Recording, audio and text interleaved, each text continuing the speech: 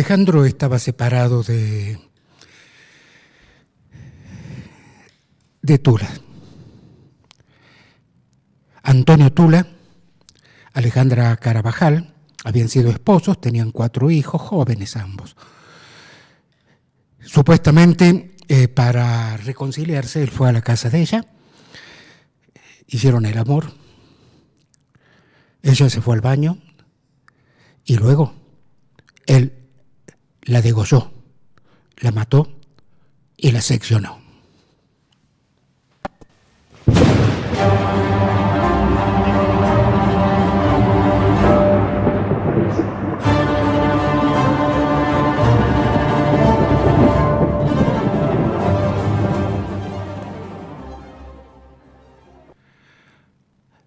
Albert Einstein dijo: el mundo es un lugar peligroso para vivir, pero mucho más cuando los buenos no hacen nada. Esto bien podría graficar un poco lo que ocurrió el 6 de septiembre del 2005, en Cerrillos, barrio Nuestra Señora del Huerto. Está a poco menos de 2 kilómetros de las vías del ferrocarril. El ferrocarril que pasa por Cerrillo y luego va el famoso tren a las nubes. Otro ramal llega hasta la Alemania. En ese barrio, un barrio de trabajadores, tenía en su casa el ex matrimonio de Antonio Tula y de Alejandra Carabajal. Tenían 4 hijos, 13, 9, 6 y 3 años.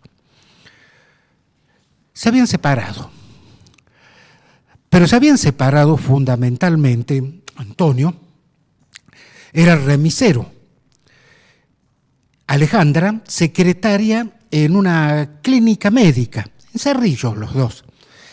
Y Antonio había comenzado una relación con la telefonista de la remisera. Antonio, 32 años, ya dijimos, Alejandra, 34, y la telefonista Débora, de 18 años. Muy chiquita, si se quiere, una gran diferencia, también aparente, con el hombre. La cuestión es que habían comenzado una relación, vino la separación. La separación fue precisamente por eso, por la infidelidad del hombre, ella lo descubrió. Sin embargo, el martes 6 de septiembre del 2005, él venía hablándola por teléfono. Y ese día quedó en ir a la siesta. Voy a tu casa. Ella se ilusionó, pensó que realmente que se acercaba a lo mejor una reconciliación. Además de que donde hubo amor, cenizas quedan, ella continuaba enamorada de él. Y estaban los hijos de por medio. 4 hijos, no es poca cosa. Con 34 años, pues se habían casado jovencitos. Resulta entonces que ella lo recibió. Ella se había quedado en la casa, obviamente. 4 hijos, 4 niños. Y él había comenzado a convivir con Débora, alquilando una habitación en Cerrillos. Recordemos, Alejandro 32 y Débora 18 años, ambos compañeros de trabajo, el remisero y ella telefonista de la remisera de Cerrillos. Se reunieron. Él estuvo amoroso. Ella, eran esposos, no se habían divorciado. Entonces tuvieron relaciones íntimas. Ella seguramente se ilusionó, pero él tenía otro plan. Alejandra fue al baño, fue a ducharse. Él se levantó de la cama, fue hacia la cocina, ingresó al baño, se metió en la ducha, pero no era para continuar el amor, sino que él la apuñaló. Mientras iba agonizando, ella solamente le preguntó: Antonio, ¿y los chicos? Finalmente, él la degolló.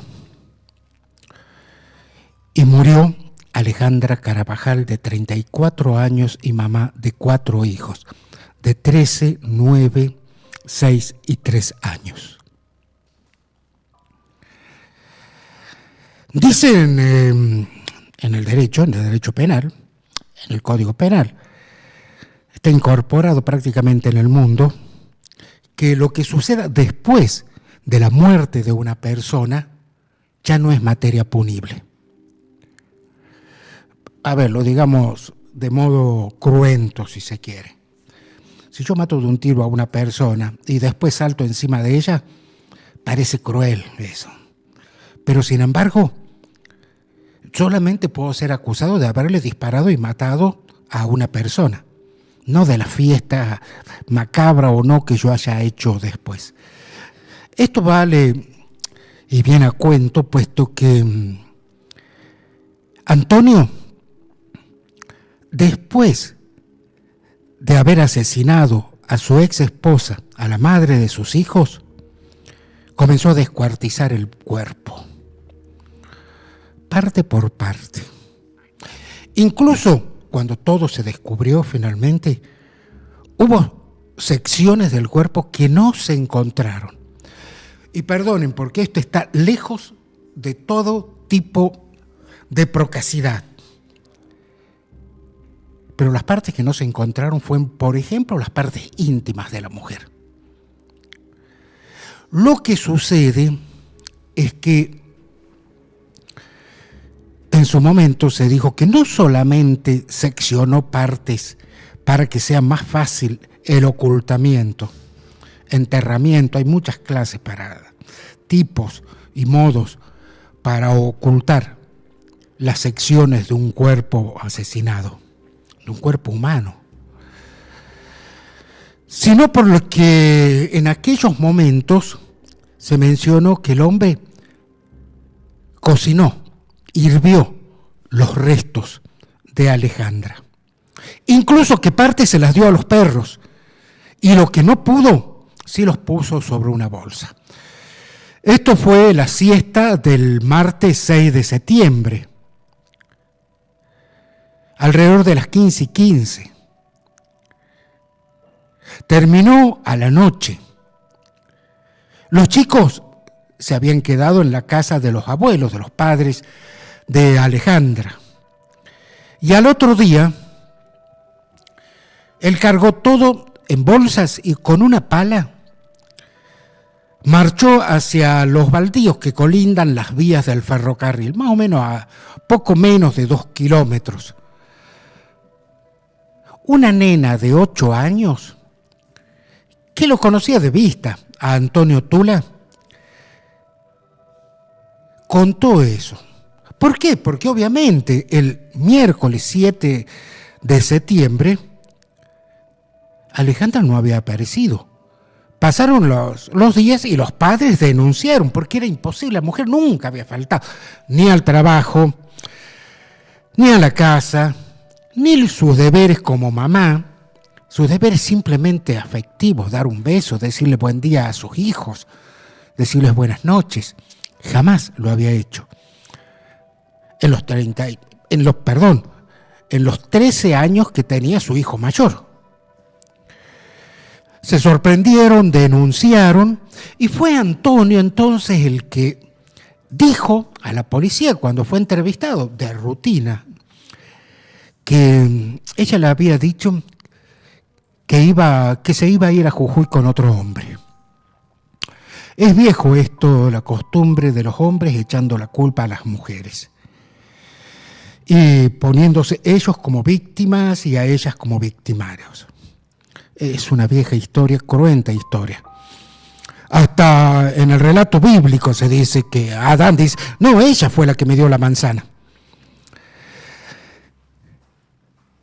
El tema es que nadie le creyó que Alejandra se vaya con otro hombre, porque todos sabían que lo seguía queriendo a Antonio, sea como sea, pero lo seguía queriendo. En aquellos momentos intervino, lo buscaron, la familia Carabajal lo buscó a un abogado serrillano, muy conocido por ser vecino, fundamentalmente por ser vecino. Su apellido es muy conocido, los padres, largos años, centenarios desde el siglo XIX conocido, y que actualmente es ni más ni menos que el titular del Ministerio Público Fiscal, el actual procurador Pedro García Castiela. En aquellos momentos el querellante, el abogado privado. Lo buscaron, el abogado penalista, ya muy conocido en aquella época. Había intervenido desde el crimen de los gendarmes en 1998.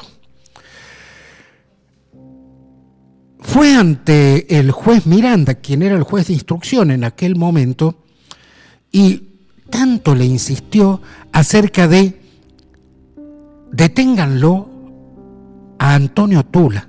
Finalmente le hicieron caso. El 26 de septiembre fue detenido.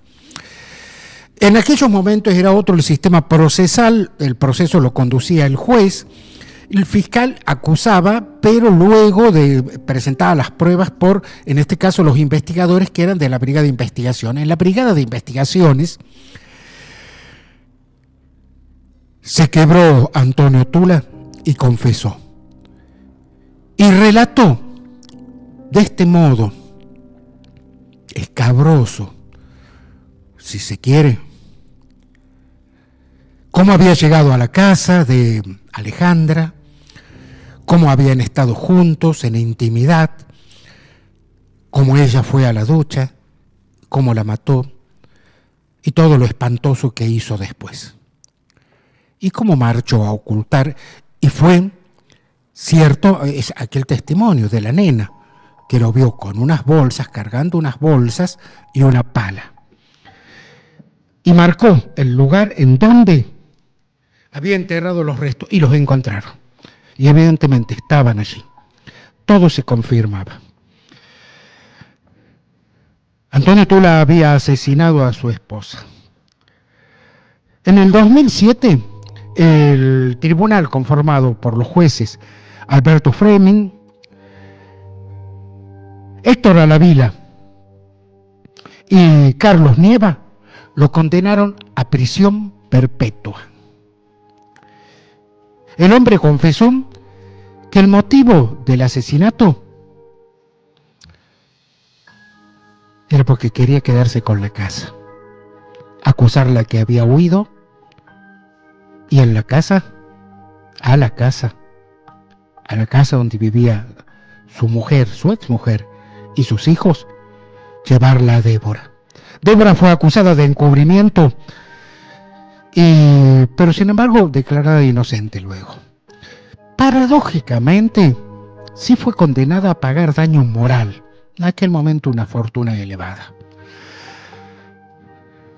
Hoy Débora ya tiene poco más de 30 años, unos poquitos años más que el hijo mayor, que Alejandra. El hombre ya está cumpliendo cadena perpetua. 19 años lleva de condena. Tal como es el sistema penal acusatorio, el sistema de cumplimiento de penas, el año próximo podría salir en libertad Antonio Tula.